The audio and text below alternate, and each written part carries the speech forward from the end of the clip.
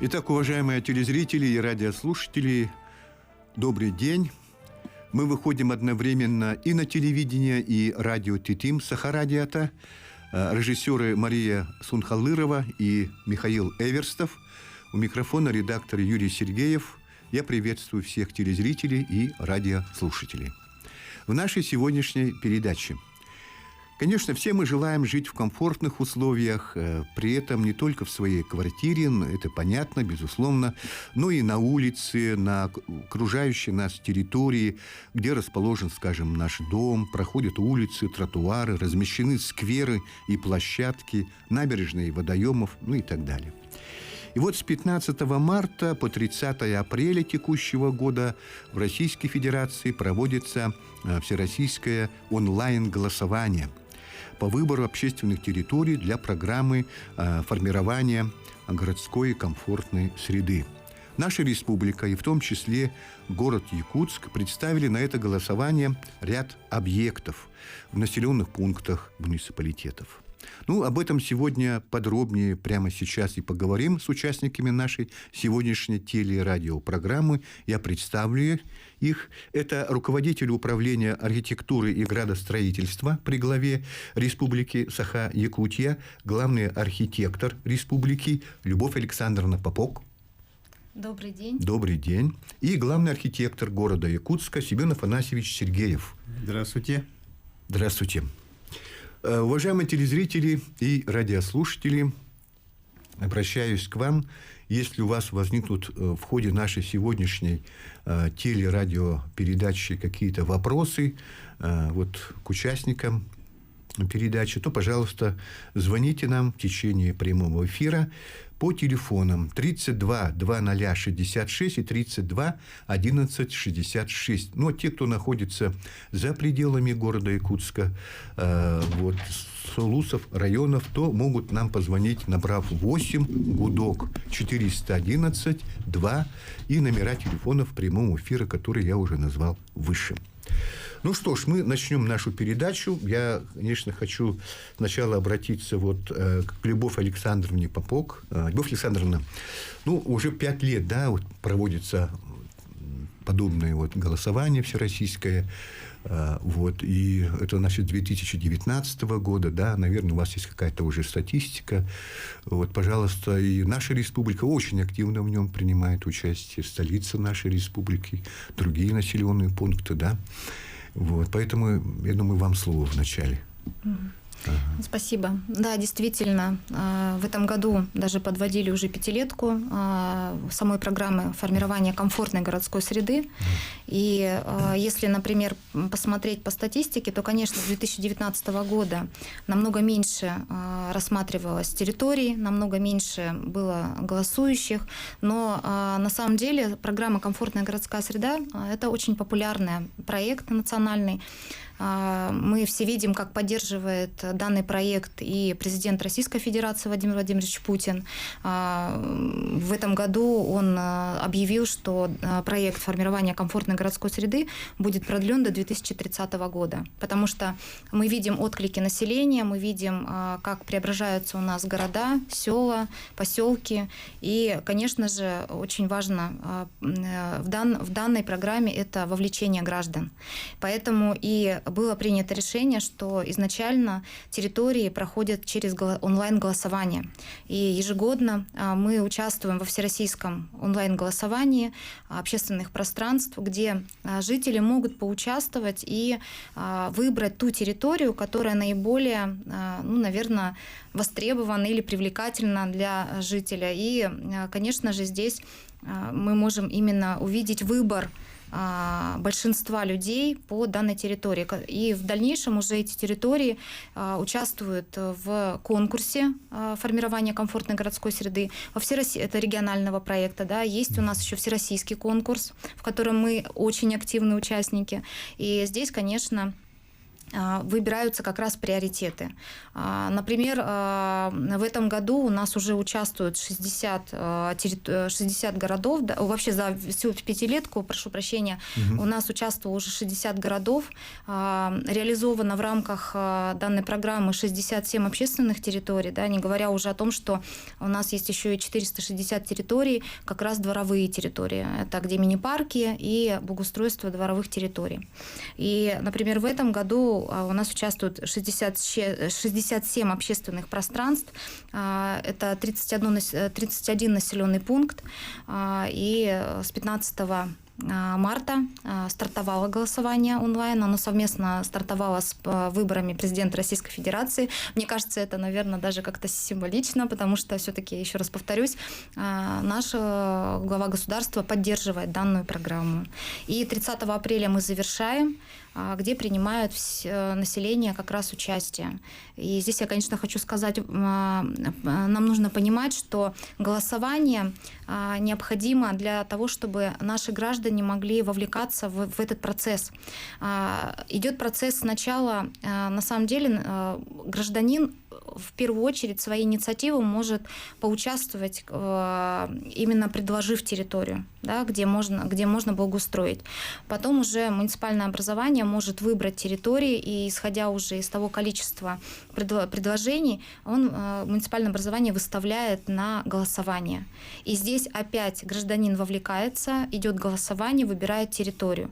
И даже после этого вовлечение гражданина не заканчивается, потому что когда определяется территория, и проходит уже муниципальное образование определяется с территории будущего общественного пространства, здесь уже включаются проектные организации, которые как раз с участием населения может повлиять на сам облик данных территорий.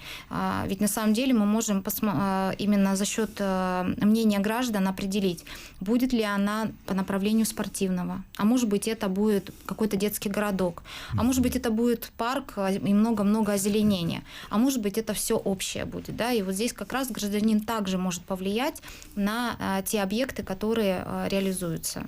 Вот, например, если обратиться к прошлым годам, например, или в минувшем году, тоже было и голосование, и объекты уже тоже были выбраны населением, да, и потом и во всероссийском голосовании тоже вышли, какие-то яркие объекты, которые сегодня уже существуют и практически работают, скажем так. Как я уже сказала, уже 67 общественных пространств по всей республике, да, при том, что это не только города, это и сельские территории. Да, конечно. И, например, 2023 год, если взять, то вообще, на самом деле, все они очень яркие и интересные, потому что, на самом деле, здесь при разработке проекта, да, проектировщик, одно из условий участия в конкурсе – это идентичность данной территории. И, конечно, проектировщики, когда изучают территорию, они стараются отобразить идентику какую-то, да, либо какую-то традиции данного населенного пункта, да, потому что само общественное пространство, оно появляется, наверное, скорее всего, именно от тех мероприятий, которые планируется там проводить. И здесь, конечно, они все уникальны. По крайней мере, для управления архитектурой мы видим разницу. Да? И в 2023 году очень хорошее пространство появилось в городе Томот. Это парк Укулан, да? Разработчик был Града, Иван Кичкин. И здесь можно увидеть очень много интересных как раз национального колорита очень много, да. Вообще территория сама большая, там и сцена, и тротуарные, и тротуары размещаются, и есть озеро, которое набережная с мостовой, и место для отдыха и спорта. То есть очень большая территория. Например, в этом году там проводили Масленицу, то есть территория задействована, очень яркая территория. То есть как бы в комплексе там, да, и досуговый, да, да? Конечно, конечно. То есть можно, и она используется и постоянно, как и в зимний период, так и в летний период, потому что здесь необходимо понимать, что именно подразумевается под данную территорию, то есть направление.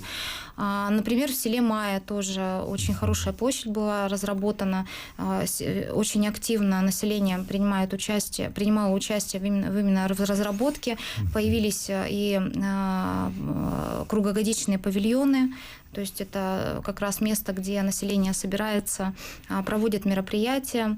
И Среднеколымске тоже объект очень хороший, это подворье, они очень интересный объект сделали.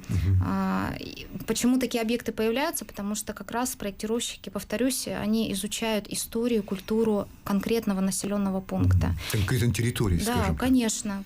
Какого-то района, улуса. Поэтому сами по себе они не похожи друг на друга и, соответственно, уникальны. Да, и в городе Якутске, кстати, есть такой будем надеяться, объект. что, конечно, и в этом году тоже все-таки интересно еще появится у нас территории. Так, Семен Афанасьевич, город Якутск, да, вот мы все жители столицы республики, тоже думаем, что в прошлом году сколько было объектов-то представлено?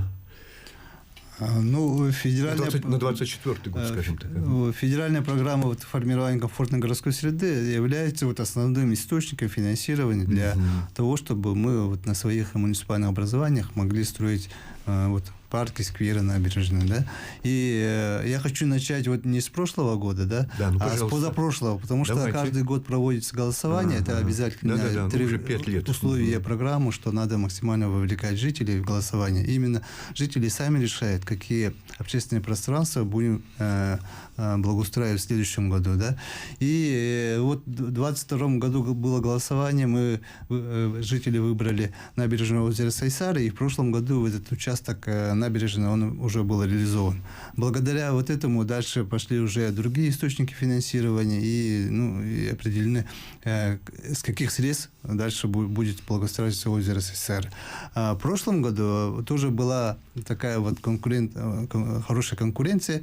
Мы представили на голосование 4 объекта, из них буквально там несколько голосов выиграл сквер имени Федора Кузьмича Попова, нашего героя Великой Отечественной. И на данный момент разрабатывается проект сметы документации. В ближайшие дни мы должны закончить и должны объявиться уже на строительные работы. То есть в этом году, благодаря жителям, которые в прошлом году проголосовали, этот сквер должен состояться.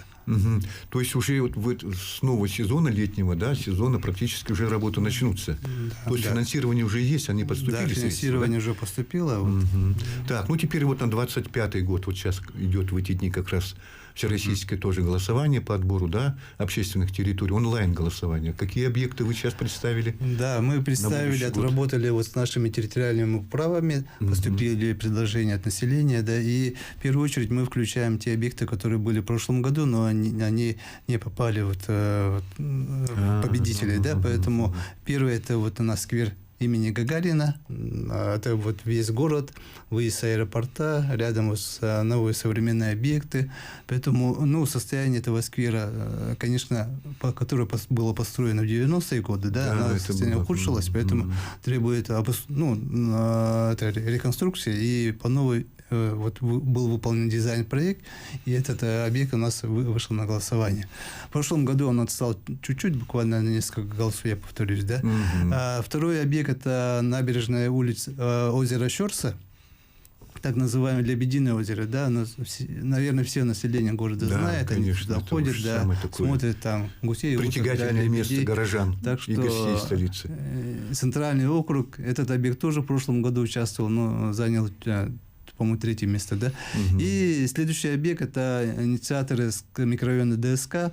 Набережное озеро Сергелях предложили благоустроить. Это с микрорайона ДСК до проспекта Михаила Николаева. Это получается этот отрезок набережной озера Сергелях. Предложили организовать детские площадки, зону отдыха, полностью весь комплект благоустройства.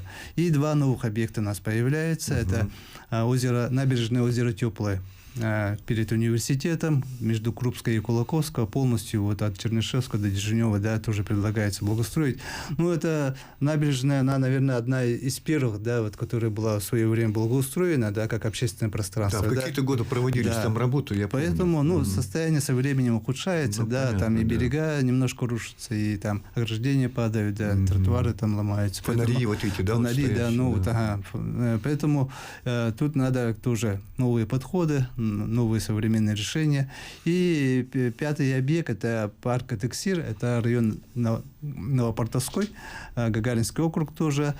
Чистое поле там, где не разрешается застройка, где взлетают самолеты, рядом с парком Победы находится, там, где Росамол, да, и инициаторы, вот ТОС Героев ВОВ, это район индивидуальной жилой застройки, да, они предложили там обустроить такое общественное пространство. Состоит из нескольких зон, там и культурно-обрядовая зона, они предложили вот место встречи солнца там организовать с культурными композициями, и мемориальную зону, да. Ну, кроме этого, и детские площадки, спортивный, полный комплект благоустройства там обеспечен. Так, у нас телефонный звонок, дайте наушники, пожалуйста. Наденемте, послушаемте вопрос. Алло. Алло, добрый день, Юрий Николаевич. Добрый день. Добрый день, Любовь, добрый день, Семен. Вот самые главные люди пришли сегодня. Архитекторы города и республики. Добрый день. Я вот что хотел задать. У нас вот давно муссировался вопрос насчет вот сквера Джигай-Тайон, якутской мифологии, вот вероисповедание нашей, национальная часть культуры. Джигай-Тайон, Джигай, они сквер вот поставить. Дом архив вроде эту программу отрабатывал. И сказали, что да, вроде проект есть, финансирование видно. А вот Семену вопрос будет. Говорят, возле ипподрома отводили землю под строительство сквера, но что-то там замешалось и что-то не получилось. Вот у меня такой вопрос. И плюс вдогонку еще, я сам приносил это предложение тоже года 2-3 назад. И нам вот это тоже, нашему вот и очень, якуты же все охотники, рыбаки.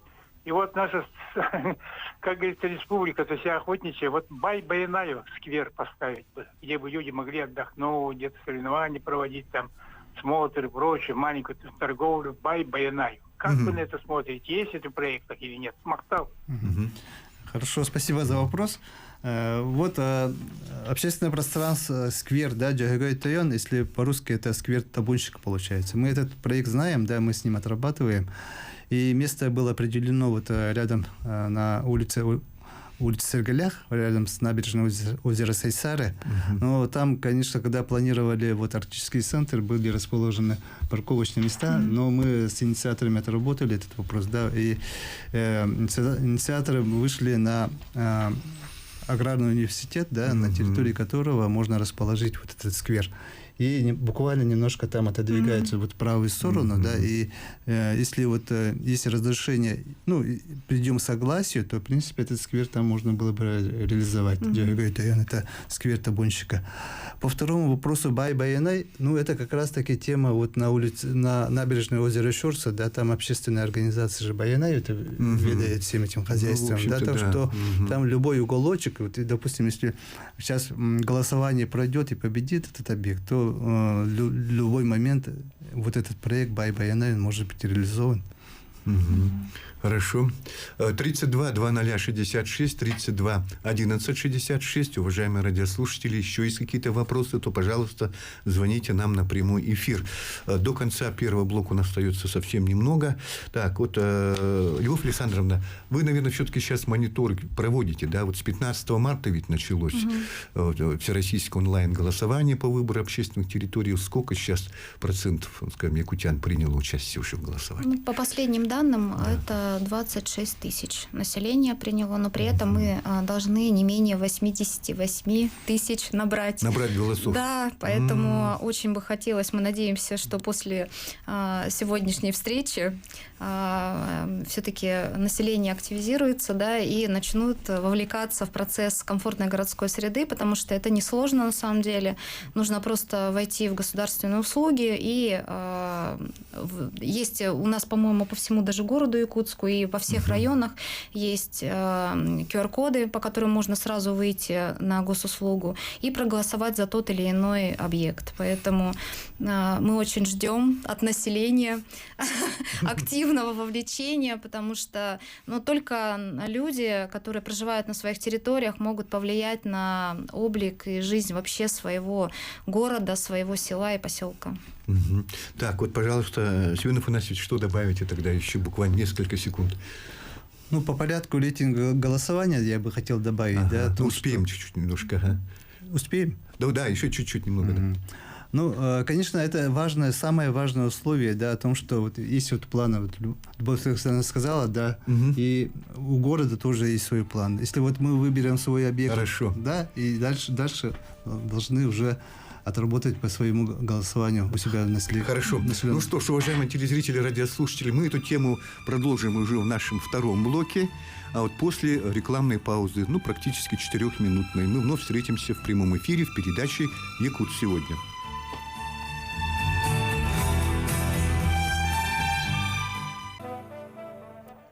Уважаемые телезрители, радиослушатели, мы вновь в прямом эфире. Это «Якутск сегодня».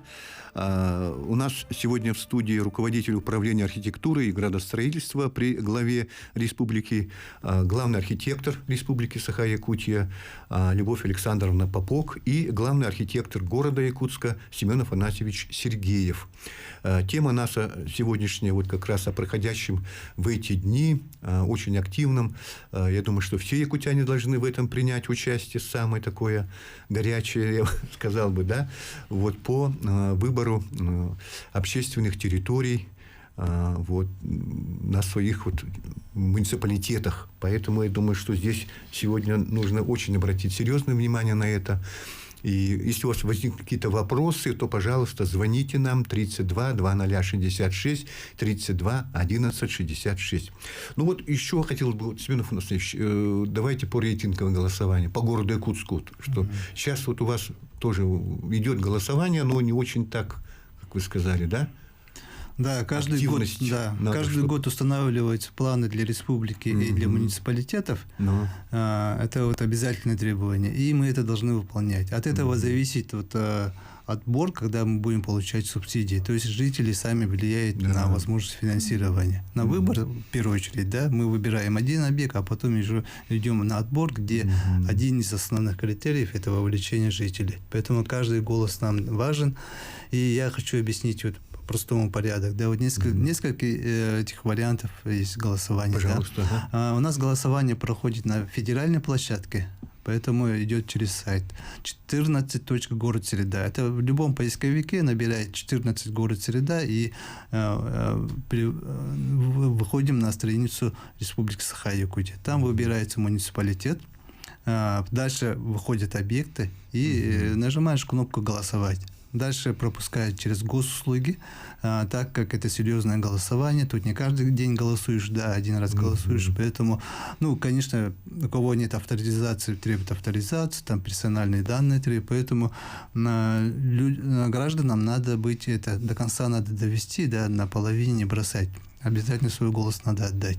Это один вариант. Второй вариант – это, каждый у нас делает рассылки по WhatsApp, есть готовые ссылки, да, по ссылке заходишь, сразу попадаешь на тот перечень голосования, где ты уже нажимаешь такую же кнопку. Дальше есть вариант QR-кодов. То есть у нас работают волонтеры. Мы набрали достаточное количество волонтеров. Волонтер может подойти в любое предприятие, может подойти на улице. Не надо бояться этих волонтеров. Да? Он показывает QR-код, картинки, он объясняет. И наводя телефоном, камерой на этот QR-код, тоже попадаешь на эту же страницу. То есть процесс одинаковый, но вот разные подходы. Да? И кроме этого, да, есть волонтеры, они помогают чисто, если вот человек не умеет пользоваться телефоном, там наводить, да, волонтер за него может проголосовать. То есть он наводит его данные. Нужно выбрать только объект. Приходит звонок вот голосующему, и он говорит там цифры волонтера. И волонтер вводит данные и вместе в это не голосует. То есть помогает. У нас в каждой управе есть волонтеры, и есть волонтеры в управлении молодежи. И если есть какие-то вопросы, да, то граждане могут позвонить в управу. по телефону вправо, и наши специалисты все подробно объяснят. Так что надо активно голосовать, потому что, ну, вот, как я сказал, вот каждый голос важен. Так, Альберт Сатарнович, что вы добавили бы?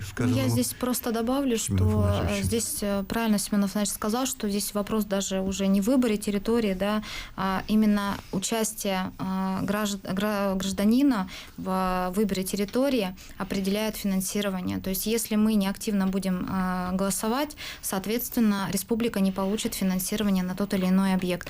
А все-таки федеральные средства достаточно очень большие вовлекаются на территорию республики Саха-Якутия именно по комфортной городской среде. Да, вот, конечно, вот многие мы сетуем, да, вот там этот сквер не такой-то, заброшенный, никому не нужный, ну, население тоже неактивное, и власти они тоже начинают местных там, да, претензии предъявлять. Но ведь эти же, например, этот же сквер, скажем, попал в объект, да, вот тоже в этот список, перечень, да, объектов, территорий общественных пространств, да, для голосования, то, пожалуйста, жители могут... Да, конечно.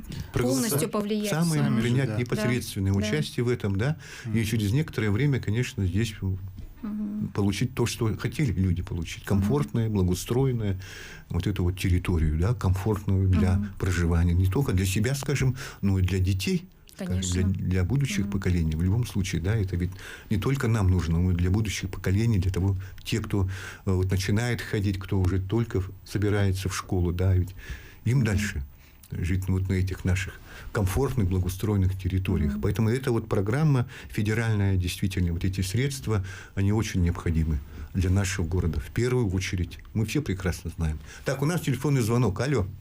Наушники, пожалуйста. Здравствуйте. Ефремова Елена Викторовна. Слушаем вас, Елена Викторовна. Я хотела бы высказать пожелание. Так.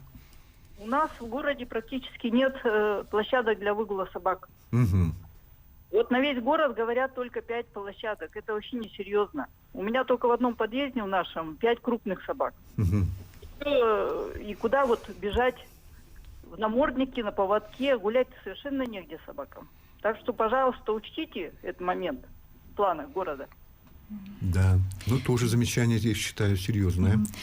Спасибо, Елена Викторовна. Здесь я, Семен Афанасьевич, конечно, уже записал, но здесь я тоже хочу обратить внимание, что на самом деле здесь также население может повлиять на сам объект. Мы говорим о комфортной городской среде, но у нас еще объекты, которые были реализованы по 1000 дворам. Да, Семен Афанасьевич, у нас много объектов. На Дальнем Востоке. Да, на Дальнем Востоке. И здесь как раз, когда прорабатывается проект, житель данной территории, данного двора выбирает именно, что будет располагаться. И если всеобщим собранием определится, что в дворовой территории необходимо предусмотреть территорию для выгула собак, я уже правильно понимаю, Семен Афанасьевич, правильно говорю, да?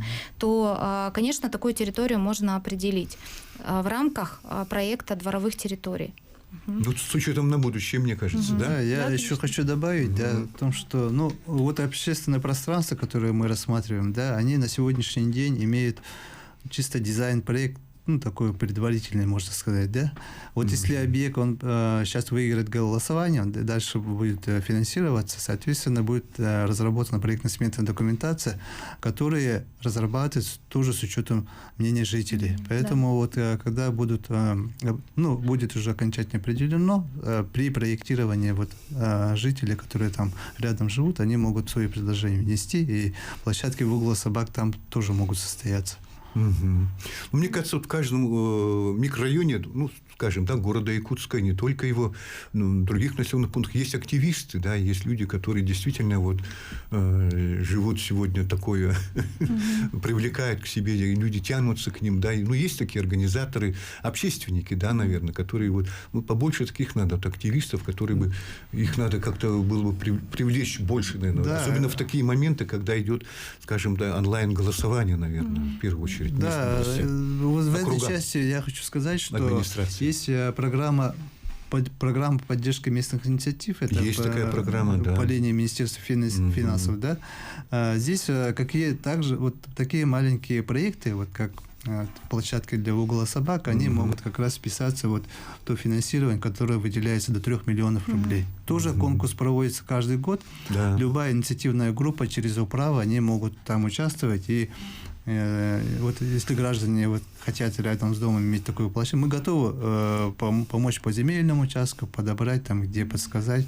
И такую инициативу готовы поддержать. Ну и на самом деле здесь все-таки предложение необходимо учитывать, особенно, например, когда у нас реализуются парки достаточно большие, да, на набережных тоже бывают такие территории. Сейчас очень активно вообще в Российской Федерации идет такое понятие, как friend dog, да, friendly dog, где на самом деле вовлечение, когда мы говорим о вовлечении, мы говорим о разных сообществах, да. Это может быть, например, мамы с детьми, это может быть пожилые люди, да, это могут быть спортсмены, активное, да, число населения, это может быть, не знаю, сообщество йогов, да, там, и тут же мы не будем забывать, что у нас практически у многих граждан есть собаки, и как раз такие площадки и такие мероприятия предусматривают, приобщают к культуре. Ведь мы, на самом деле, сообщества, они же сталкиваются в части того, наверное, это история отдельной программы, да, когда мы говорим, что есть граждане, которые привлекают, которым нравится, что гуляют с собаками, а кому-то не нравится. И вот как раз на таких площадках, общественных пространствах, вот необходимо проводить такие мероприятия, как раз вот с размещением таких площадок, где идет именно приобщение к культуре общения людей с собаками. Как и, например, есть и направление инклюзии, да, то есть когда мы говорим о категории граждан маломобильным, здесь тоже необходимо учитывать. То есть вообще комфортная городская среда – это очень уникальный проект, да, действительно, это который очень затрагивает все направления вообще в нашей жизни. Да, правильно, это повседневно нашей жизни. Действительно, всех, что какие-то проблемы у нас есть, все там возникают вот как раз в такие вот моменты, и они и должны в первую очередь быть, чтобы где-то надо исправить, где-то надо, может быть, еще лучше сделать, да, вот такие вот моменты, чтобы мы понимали, что мы должны жить в комфортных наших условиях. И здесь я хочу еще добавить, что общественные пространства, они создаются не только для комфорта, да, или для изменения облика, они еще и создаются для объединения. То есть, когда мы объединяем, сначала мы обсуждаем в проекте, да, вот те же самые активное население, которое обсуждает какие-то процессы, они реализовываются в рамках общественных пространств. И вот здесь мы говорим об объединении, когда сообщества объединяются. А это же на самом деле основная цель, то есть объединить всех в нашей единой большой стране. Да, действительно, к этому все мы стремимся, и у нас в республике, кстати говоря, и руководство нашей республики, мы вот стремимся к единению, да, к единению нашей многонациональной республики. Да. Ну что ж, у нас остается времени совсем немного до конца эфира. У нас еще одна тема была запланирована, это мастер-план, да, мастер-план. Вот надо сказать, что действительно вот по поручению президента России Владимира Путина в городах Дальнего Востока ведется работа по реализации мастер-плана, в число которых вошли город Якутск и город Нерюнгри. Это надо просто приветствовать. И в конце прошлого года долгосрочные планы социально-экономического развития этих городов утверждены федеральным правительством. Вот. И я думаю, что, наверное, Любовь Александровна, давайте вот все-таки о мастер-планах. Что сейчас у нас вообще в целом по республике, наверное, вам слово дадимте. У нас времени не так много, но где-то можно действительно. Проинформировать наших телезрителей, радиослушателей. Да, действительно. Кстати, Республика Саха-Якутия является одним из самых лидеров по разработке мастер-планов. Мы мастер-планы разрабатывали не только для городов, но и сельских территорий, потому что Василий Сергеевич уделяет особое внимание и сельским территориям тоже. Поэтому самые основные – это город Якутск и город Нерюнгри. Почему основные? Потому что они одобрены на сегодня президентом Российской Федерации и уже реализуются. Например, у нас в городе Якутске идет реализация, как мы их называем быстрые победы, это вот Семен Александрович говорил, да, 3 объектов: площадь Ленина, озеро Сайсары и набережное озеро Романа Дмитриева. То есть сейчас уже в этом году у нас идет реализация, мы надеемся, что, мы не надеемся, мы стремимся к тому, чтобы эти объекты были завершены. Много социальных объектов будет построено в городе Якутске. Реализация до 2030 года, она на сегодня идет, обсуждается и реализуется. А также у нас есть мастер-планы арктических территорий. Тикси, Оленек. Ну, сейчас вот разрабатывается как раз мастер-план Тикси Найба, тоже по поручению президента Российской Федерации, он вошел в опорные населенные пункты. Мастер-план – это стратегический документ, который определяет пространственное развитие территории, да, но при этом определяет, наверное, саму стратегию развития населенного пункта. Мы там можем увидеть, он, кстати, очень публичный документ, и как раз когда мы говорим о вовлечении граждан, мастер-план – это про это. Это как раз вовлечение, потому что прежде чем у нас появляется мастер-план, у нас граждане вовлечены. То есть это страцессии проводятся со всеми разными сообществами. И тут тоже гражданин может повлиять на это. Поэтому мастер-план определяет, может поменять облик населенного пункта с учетом мнения граждан, сообществ, бизнеса, да, определяет ключевые проекты. Как раз он публичный документ, где гражданин просто может увидеть, в какие года и что будет реализовано. Да. Вот в своем послании Айсен Николаев Ильтумену отметил, что самое главное, мастер-план отвечает на проблемы, обозначенные самими жителями городов. В данном случае город Якутск и город Нерюнгри. И, конечно, наша общая задача добиться улучшения качества жизни людей. Леонид Иванович, вам слово, буквально, скажем, несколько минут тоже. Сейчас как вот реализуется? Уже начаты первые шаги сделаны, наверное, реальные, да? Вот как уже было сказано, по общественным пространствам уже начато все. Финансирование выделено, строительные работы уже идут. По остальным объектам, сами все видите, слышите, да, мастер-план города Якутска, он очень расширенно был представлен населению. Вот в конце года, в начале этого года, да? Про все объекты тоже было подробно все. Презентация Евгений Николаевич проводил, да. Это, конечно, социальные объекты, да. В первую очередь это школы, садики, 12 школ, 18 садиков, там уже они определены, где какие места, да. Идет процесс по формированию проектной документации, да. И, конечно, переселение жителей, да, Ветховарина. Ленинский мост, сами видите, да, там как процесс идет. Направлений очень много, да. Строительство новых микрорайонов. И дороги, и новые микрорайоны, да. У нас комплексное развитие территорий. Как раз-таки все 3 микрорайона, которые вы вначале озвучивали, они все включены в мастер-план, да. Там уже активно ведется процесс строительства. И самое главное отличие в том, что все эти микрорайоны, они все социальными объектами обеспечены полностью. И школы, и садики, поликлиники. И комплексные подходы. Да, и комплексные подходы, спортивные объекты есть. Практически комплексный подход, да, все-таки в реализации мастер-планов, да. А в Нерюнгри сейчас буквально тоже, если минутку. Несколько слов. В Нерюнгри тоже определены объекты, которые сейчас реализуются. Мы еще и говорим о том, что, например, это как раз про быстрые победы. Например, парк в городе Нерюнгри будет реализован в этом году. Они участники были всероссийского конкурса дальневосточного, и здесь тоже будет реализация, где привлечены федеральные средства. И, конечно, у них идут и капитальные ремонты объектов, и реконструкция, и где-то строительство.